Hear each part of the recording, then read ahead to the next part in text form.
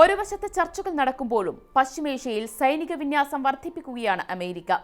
ലോകത്തെ ഏറ്റവും വലിയ വിമാനവാഹിനി കപ്പലായ USS ജെറാൾഡ് ഫോർഡിന് പിന്നാലെ ഇപ്പോഴിതാ 50-ലധികം യുദ്ധവിമാനങ്ങളും മേഖലയിലേക്ക് എത്തിച്ചിരിക്കുകയാണ് ട്രംപ് ഭരണകൂടം. അതും കഴിഞ്ഞ 24 മണിക്കൂറിനിടെ. ചൊവ്വാഴ്ച ജനീവയിൽ നടന്ന ഇറാൻ-അമേരിക്ക ചർച്ചയിൽ പുരോഗതി കൈവരിച്ചു എന്നാണ് പുറത്തുവരുന്ന റിപ്പോർട്ടുകൾ.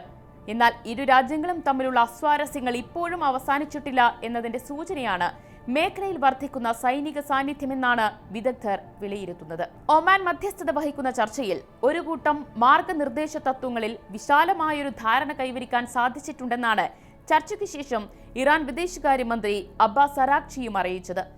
അതിന്റെ അടിസ്ഥാനത്തിൽ മുന്നോട്ടു പോകാൻ സാധിക്കുമെന്നും അദ്ദേഹം പ്രതികരിച്ചിരുന്നു.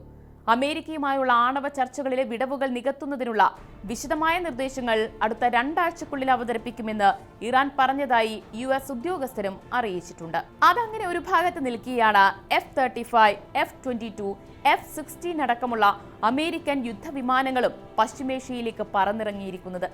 മേഖലയിലെ വ്യോമ നാവിക ബലം ഗണ്യമായി ശക്തിപ്പെടുത്തുന്നതിന്റെ ഭാഗമാണിതെന്നാണ് US ഉദ്യോഗസ്ഥർ പറയുന്നത്.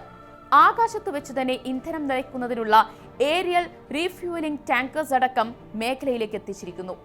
കഴിഞ്ഞ ദിവസങ്ങളിൽ രണ്ടാമതൊരു വിമാനവാഹിനി കപ്പൽ കൂടി US പ്രസിഡന്റ് ഡൊണാൾഡ് ട്രംപ് അയച്ചതിന് പിന്നാലെയാണ് വ്യോമസേനയെ കൂടി ശക്തിപ്പെടുത്തുന്നത് എന്നതും ശ്രദ്ധേയമാണ്.